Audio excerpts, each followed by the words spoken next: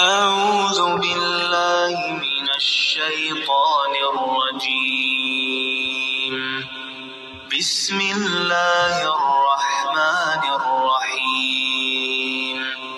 حکومت پنجاب نے کہا ہے کہ یہ جو بدعت مشی کی تم نکالنے لگے ہو یہ بدعت ہے، اس کی ہم اجازت نہیں دیں گے، کیونکہ حکومتیں دیکھتی آ رہی ہیں کافی عرصے سے کہ یہ لوگ محرم کے ابتدائی عشرہ میں جلوس نکالتے ہیں اور ان کو ایک راستہ دیا جاتا ہے کہ تم اپنے دین کے مطابق اپنا جلوس نکالو۔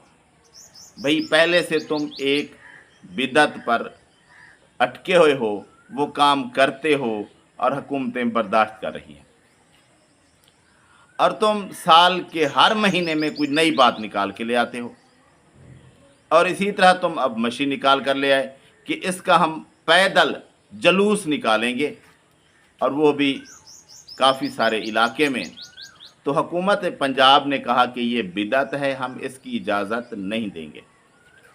تو پھر یہ کالے تڑپ اٹھے کہ کیوں بھائی، حکومت کیوں کہتی ہے کہ یہ بدعت ہے؟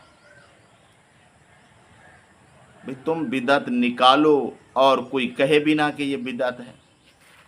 اچھا وہ بات تو رہ گئی، اب اس ساجد نقوی نے حکومت کو دھمکی دی ہے، کیا کہ یہ میلے ٹھیلے ہو سکتے ہیں، ریلیاں ہو سکتی ہیں، عزاداری کے جلوس نہیں نکل سکتے، میں یہ برداشت نہیں کر سکتا۔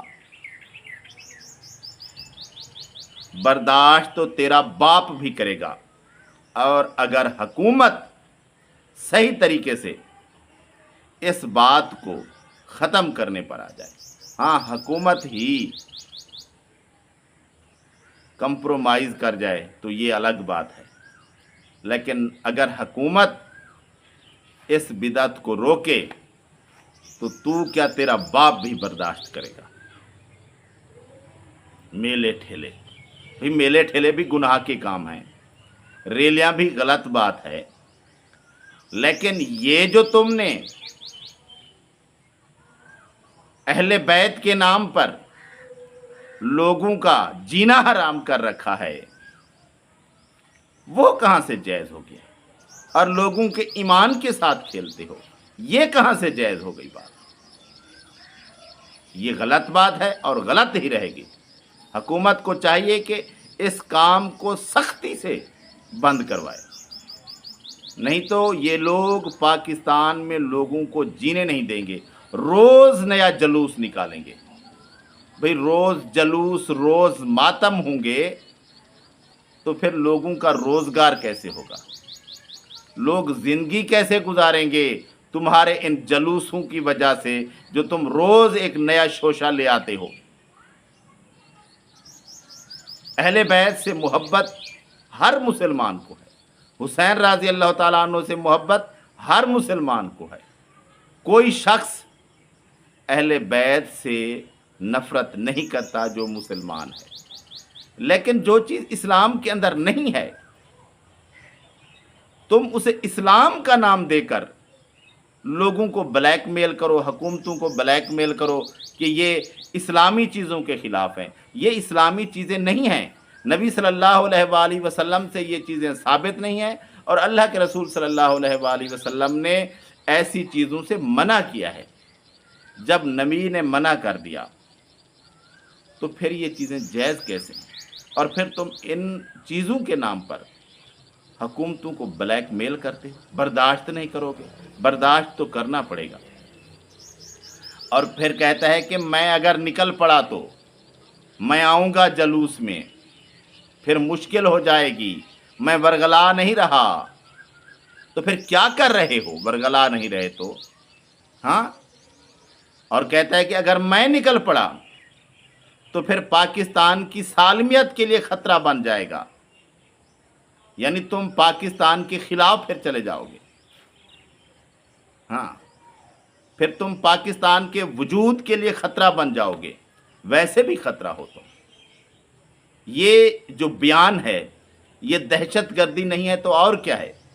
کہ اگر تم مجھے अपनी मनमानी नहीं करने दोगे तो मैं पाकिस्तान के वजूद के लिए खतरा बन जाऊंगा, पाकिस्तान की सालमियत के लिए खतरा बन जाऊंगा। धमकी, दहशतगर्दी, क्या है ये? क्या समझ रखा है तुम लोगों ने अपने आप को कि पाकिस्तान की सालमियत के लिए, पाकिस्तान के वजूद के लिए फिर खतरा है कि अगर तुम्हें तुम्हारी बिदात पर अमल करने ना दिया जाए, जो रोज तुम नई बिदात निकालते हो। हुकूमत को चाहिए कि इस बदबख्त को जल्दी लगाम डाले, नहीं तो जैसे वो कह रहा है कि मैं पाकिस्तान की सालमियत के लिए खतरा बन जाऊंगा, तो ये तो इसका खुद का बयान है। जब कोई सियासतदान इस तरह के बयानात देते हैं या आम लोग शहरी बयान देते हैं तो उनको तो जेल में डाल दिया जाता है। ये कोई छोटा बयान तो नहीं है कि पाकिस्तान की सालमियत के लिए फिर खतरा बन जाएगा। तो ये लोग रोज गलत चीज़ें निकालकर लोगों के ईमान से खेलते हैं और हुकूमतों को ब्लैकमेल करते हैं, हुकूमतों को धमकियां देते हैं और गलत बातें दीन के अंदर दाखिल करने की कोशिश करते हैं। इनको रोका जाए और सख्ती से रोका जाए और इनको मज़ीद बिदात करने की इजाज़त ना दी जाए।